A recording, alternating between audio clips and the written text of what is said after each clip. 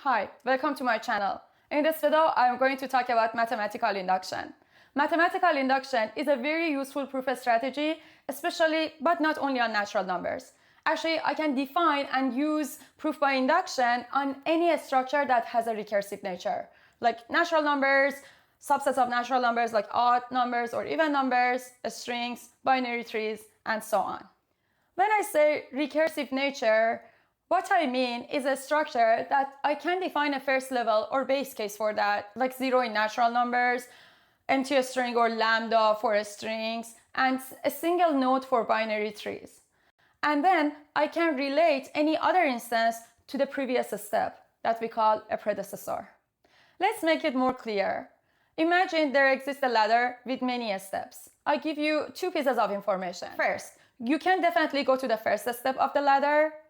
And second, if you can go to any step, then you can also go to the next step. Pretty simple, right? But let's see what we can conclude from that. From the statement 1, we can say that you can go to the step 1, right? And from the statement 2, we can say that now you can go to a step 2 because you are already on a step 1, and if you are in 1, you can go to 2. And now that you are on 2, by statement 2, you can go to 3 and 4 and 5 and eventually all the steps of the ladder. It is exactly the idea behind induction. When we want to prove a statement about natural numbers, these are the steps that we need to take. First, show the statement is correct for the smallest number, like base case. And most of the time, this smallest number is the smallest natural number, that is 0. But sometimes it is not exactly 0. We are going to talk about these cases as well. 2. Assume the statement is correct for some arbitrary number such that this arbitrary number like k is greater or equal to the base case. We call it induction hypothesis. And finally, use this assumption to show the statement also works for k plus 1. This part is inductive step. Base case is very easy to check, but it is very important and you should never skip that. The second part, induction hypothesis, is also pretty easy because you don't need to show anything. You just need to assume the statement holds for some arbitrary k greater or equal to the base case. And the most challenging part is inductive step, when you need to prove the statement holds for k plus 1. And most of the time, you need to use the assumption in order to make it easy to show for k plus 1. Now, you might wonder, why do we care about induction in computer science? The answer is induction is everywhere in algorithm analysis. When you want to prove the correctness of an algorithm, most of the time you are dealing with the input size and you want to show the algorithm works for all input sizes. The size of the input is a natural number, and in order to show the algorithm works for all input sizes, you cannot just give one example or two examples, because as you know, proof by example cannot establish a general statement. In these cases, induction is going to be our most powerful tool. Let's see some examples. The first example that I'm going to show you is a very easy and typical statement in computer science and mathematics. We want to show why the summation of 1 plus 2 plus all the way to n is equal to n times n plus 1 over 2. So in order to start with that, we need to start with a base case, right? So in this case, we don't start the base case with 0, and the reason is that actually I will have 0 in both sides when n is equal to 0, and then 0 is equal to 0. It is pretty easy. Let's work on another base case, like 1. So first of all, notice that when I have a series of numbers, like 1, 2, all the way to n, and when I want to show the statement is correct for n equal to 1, this series becomes only 1. So the left-hand side is 1. And the right-hand side is 1 times 2 over 2, which is equal to 1. So now we show that when n is equal to 1, the left-hand side of the statement is equal to the right-hand side. So the base case is correct. In the second step, or induction hypothesis, we only need to assume the statement is correct for some arbitrary number k. And notice that k must be greater or equal to 1, which is our base case, not greater than 1. If we assume that it is correct for greater than 1, then it can lead to some incorrectness in our proof.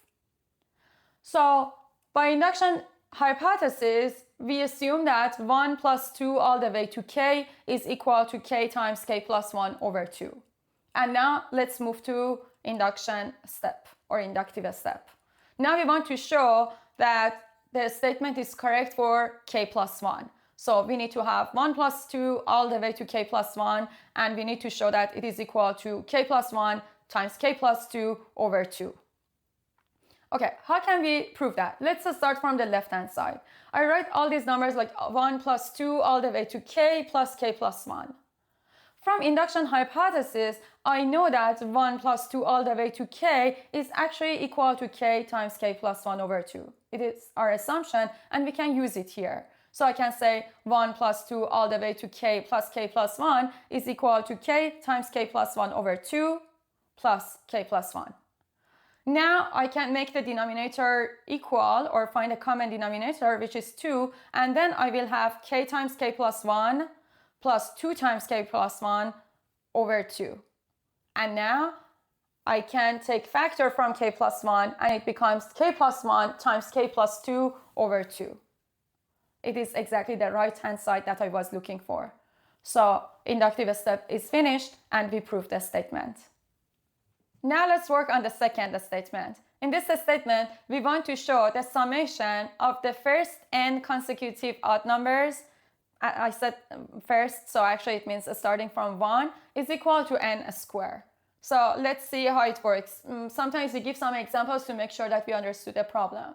Let's start with the first one odd number. So I will have only 1 here, and it is equal to n squared, which is 1. 1 plus 3 is equal to 4, and actually it is 2 to the power of 2. 1 plus 3 plus 5 is equal to 9, which is 3 squared. 1 plus 3 plus 5 plus 7 is equal to 16, which is 4 squared. So now we want to prove that by induction. First step, base case. So for base case, we actually already showed that when n is equal to 1, 1 is equal to 1 squared. And so base case is correct. Now let's assume that for the summation of the first k odd numbers, where k is greater or equal to 1, we can say 1 plus 3 all the way to 2k minus 1, because k's odd number is 2k minus 1, is equal to k squared. And it is our induction hypothesis. We don't need to prove anything. We just assume it is correct. And so in inductive step, we want to show the statement holds for n equal to k plus 1. So the summation of the first k plus 1 odd number is equal to k plus 1 squared. So now we want to show 1 plus 3 plus 5 all the way to 2k minus 1 plus 2k plus 1 is equal to k plus 1 squared. Again, we'll start with the left-hand side and try to reach right-hand side. So in the left-hand side, from induction hypothesis, I know that I have a value for 1 plus 3 all the way to 2k minus 1. And I can substitute this part with k squared. And now I'm left with k squared plus 2k plus 1 in my left-hand side, which is actually equal to k plus 1 squared, right? So we proved this statement is correct for all natural numbers. Now let's see another example, which is our final example. And in this one, I want to show that sometimes our base case is not exactly 0 or 1. And we can start from a bigger number as well. In this example, I want to show 2 to the power of n is smaller than n factorial. Let's see if it is correct. If n is equal to 1, I will have 2 in the left-hand side, and I need to show 2 is smaller than 1 factorial, which is 1. So apparently it is not correct, but let's move to the second number. When n is equal to 2, I will have 2 to the power of 2 is smaller than 2 factorial, which is 4 is smaller than 2. Not correct again. If n is equal to 3, I will have 2 to the power of 3 is smaller than 3 factorial, which means 8 is smaller than 6. Not correct again. If n is equal to 4, I will have 2 to the power of 4 is smaller than 4 factorial, which actually says 16 is smaller than 24. Okay, it seems that it is correct now. And if n is equal to 5, it means 2 to the power of 5, which is 32, is smaller than 5 factorial, which is 120. Correct again. So it was not correct for 1, 2, 3, but it started to make sense when I started working on 4, 5. And so maybe it is a good idea that I start my base case from n equal to 4 and then try to prove that with my induction hypothesis and inductive step. Okay, base case n equal to 4. 2 to the power of 4 is smaller than 4 factorial because 16 is smaller than 24. Now, let's see what my induction hypothesis is. Induction hypothesis says that let's assume for some arbitrary k greater equal to the base case, which is 4, 2 to the power of k is smaller than k factorial. And now we need to show the inductive step, which says now show the statement is correct for k plus 1. So 2 to the power of k plus 1 is smaller than k plus 1 factorial.